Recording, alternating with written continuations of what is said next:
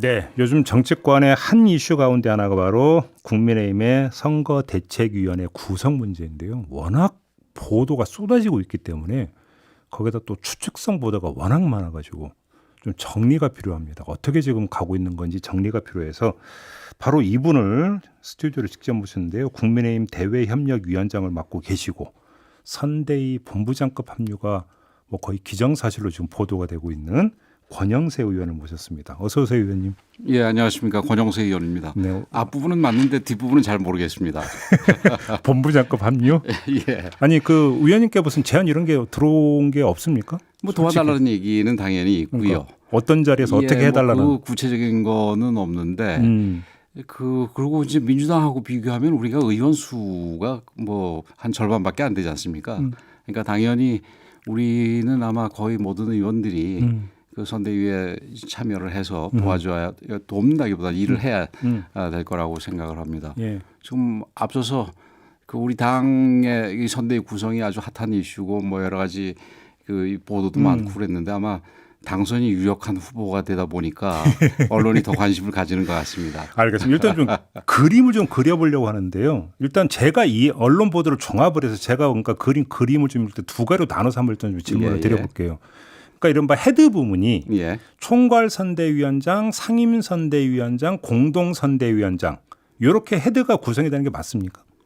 지금 아마 그렇게 얘기되는 부분이 제일 많은 것 같습니다. 그래. 원래 예. 이 정치나 선거 조직 같은 경우는 다른 일반적인 조직하고 조금 다른 부분이 있습니다. 그래서 사람들이 저 일반적인 국민들이 좀 의아하게 생각을 하실 텐데 원래 무슨 위원장 하면 한 명이지 않습니까? 그렇죠. 근데 이제 그 선거 조직에서 선거대책위원장은 타이틀을 어떻게 달든지 간에 많은 경우 10명이 넘어가는 경우도 있습니다. 네. 그리고 부위원장은 저도 사실은 정치 들어와 가지고 그 부분이 좀 어색했는데 부위원장도 많아야 한 두세 명 이렇지 않습니까? 네. 뭐 이 지역의 당협위원회 같은 경우도 부위원장이 한 30명씩 되는 경우가 한 지역 당협에서도 예, 그렇습니다. 그래서 선거대책위 부위원장도 아마 그 차이 그때 차이는 있겠습니다만은 뭐 인원이 한 좀 많이 있을 거고. 근데 큰 틀은 위원장급과 그다음에 본부장급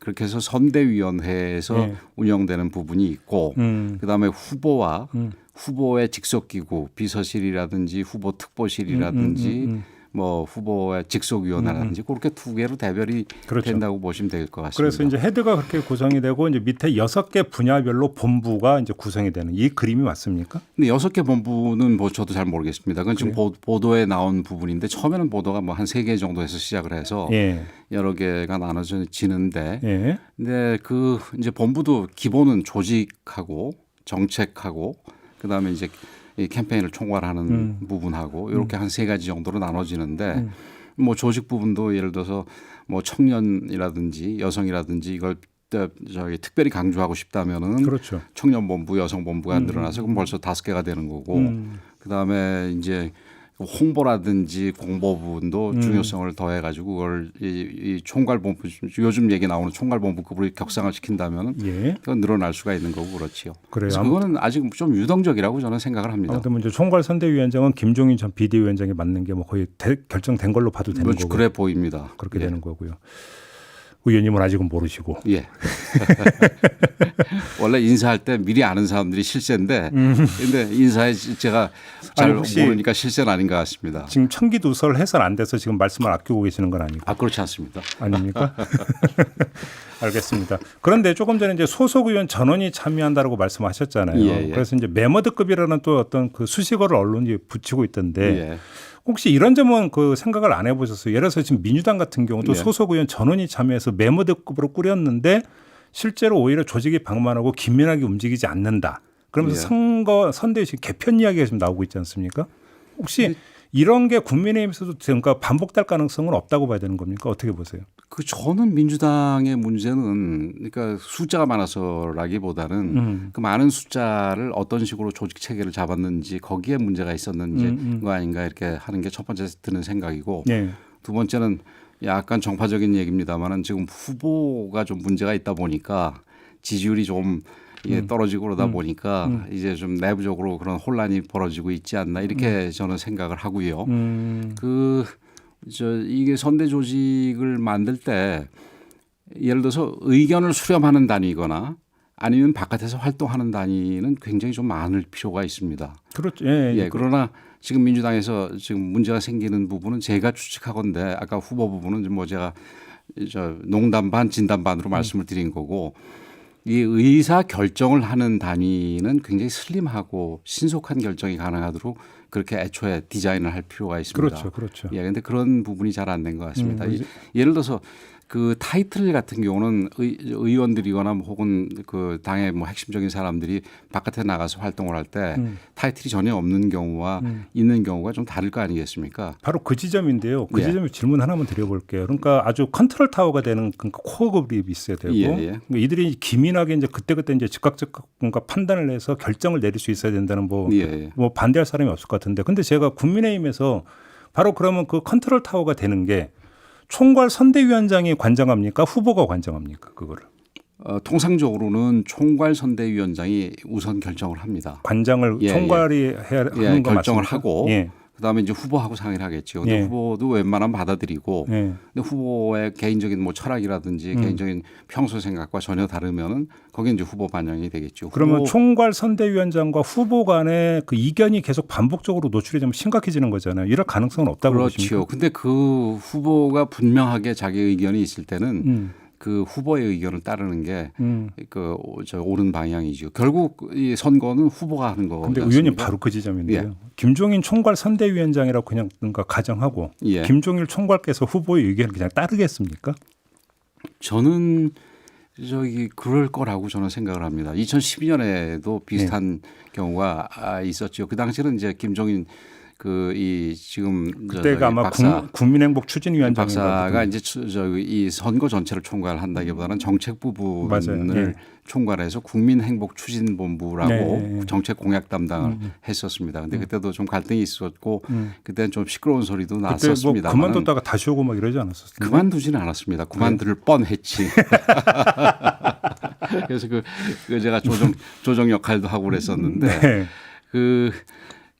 그때도 결국은 그래서 후보의 뜻이 거의 대부분 관철이 됐습니다. 물론 뭐 또 후보가 자기 철학이 있더라도 뭐 한참 듣고 보니까 이거는 이 조언을 받아들이는 게 옳겠다 그러면 후보 생각이 바뀔 수도 있겠지요. 근데 좀 솔직하게 제가 한번 질문 드려볼게요. 그때 다 솔직하게 하시고 저도 솔직하게 하고 있습니다. 왜냐면 지금 후보 말씀하시니까 그때 박근혜 후보의 어떤 그 당 안에서의 위상과 지금 윤석열 후보의 위상은 좀 다르지 않습니까? 솔직히?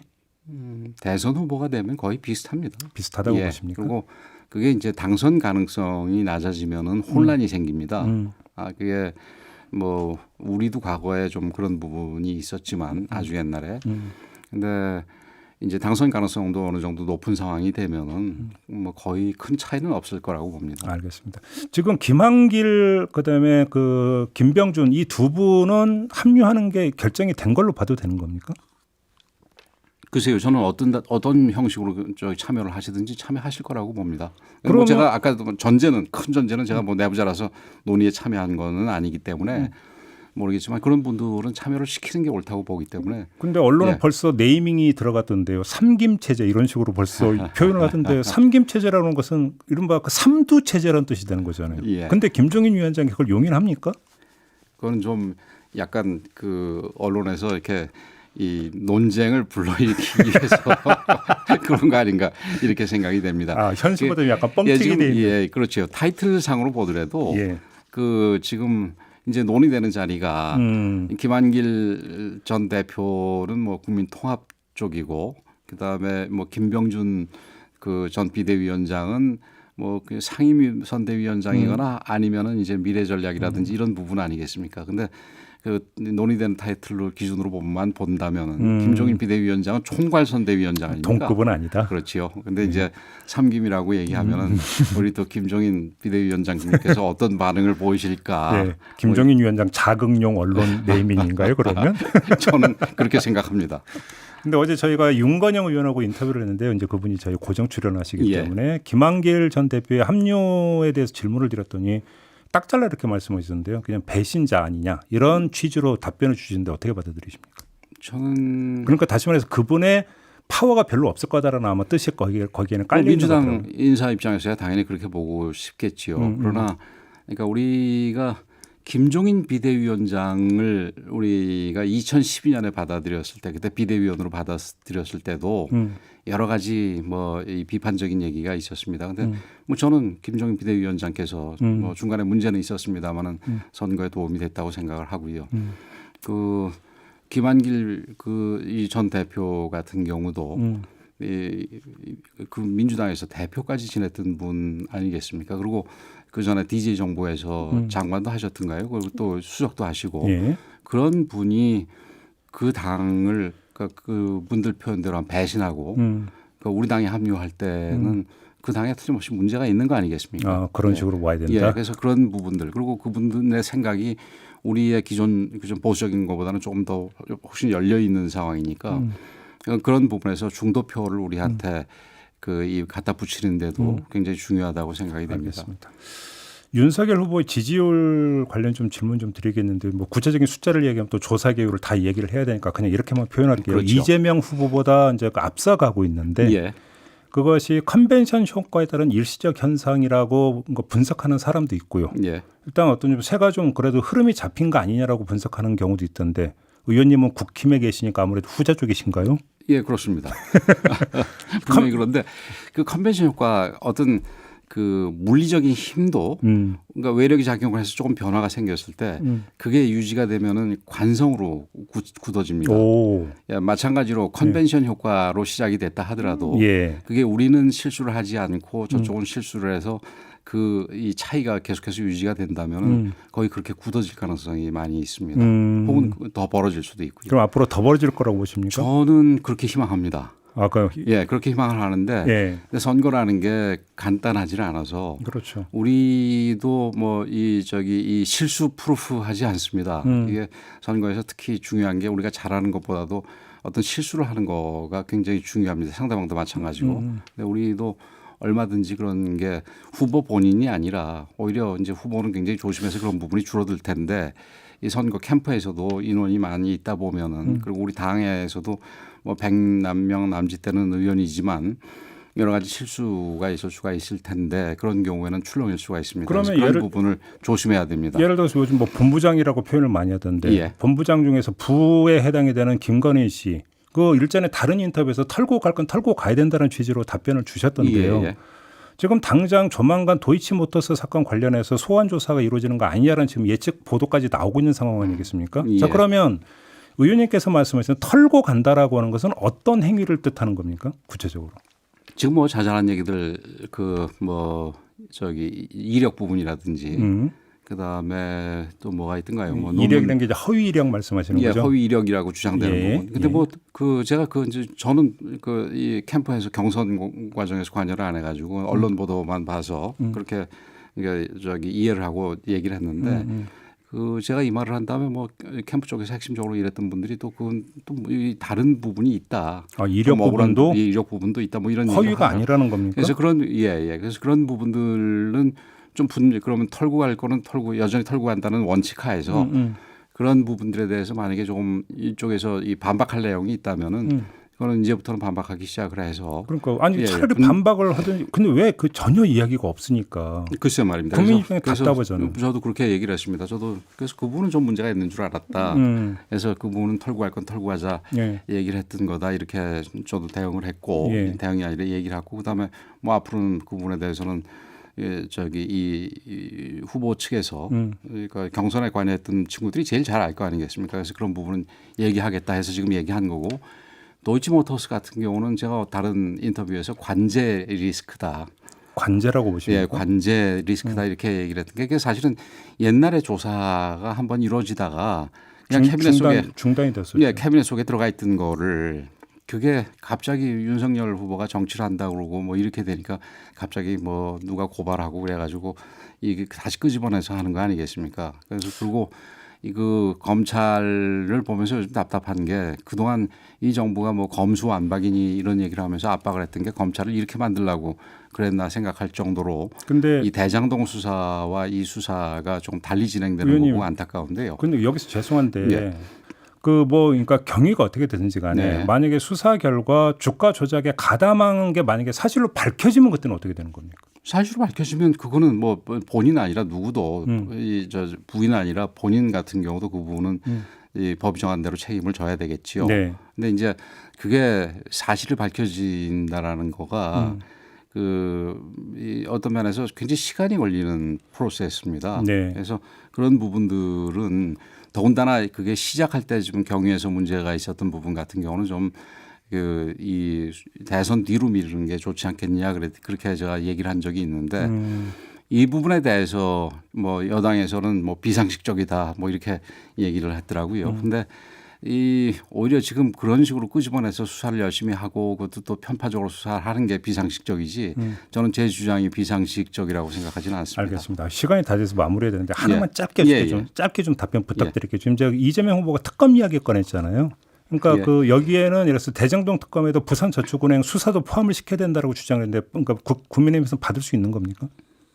그 지금 이제 그 부분도 털었던 것 같습니다. 털었다는 게 어떤 말씀이세요? 이재명 후보가 예. 뭐 굳이 조건 붙이지 않고 무슨 뭐 특검을 받겠다 이런 얘기에서 이재명 후보가 뭐 굉장히 많이 변했구나 저는 속으로 그러면 생각했습니다. 그거는 넣을 사안이 아니다 이런 그렇죠. 말씀이십니까? 그렇죠. 애초에 그랬지요.